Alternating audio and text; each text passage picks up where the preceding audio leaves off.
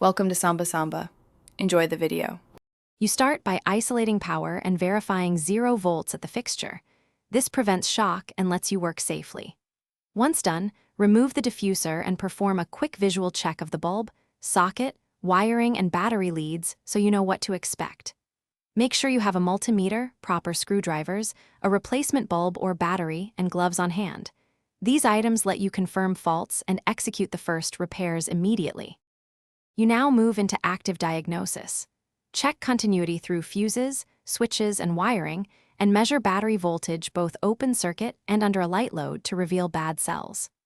Once identified, replace the bulb or LED module and clean, or replace corroded connectors and sockets so contact resistance is minimized. If the battery reads below the manufacturer spec, typically under 12V or failing under load, replace it. Then tighten terminals and insulate exposed conductors to prevent shorts and restore reliable. You finish by restoring power and running a full runtime and charging test so you confirm the lamp holds output for the required duration and the charger indicates proper status. Once satisfied, secure the housing, confirm thermal clearances, and label the battery with installation date for future maintenance. If the lamp still fails, recheck the charger board and LED driver circuitry.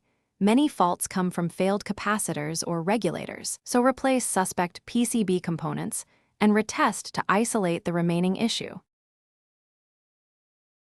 Thanks for watching. Consider subscribing if we helped you.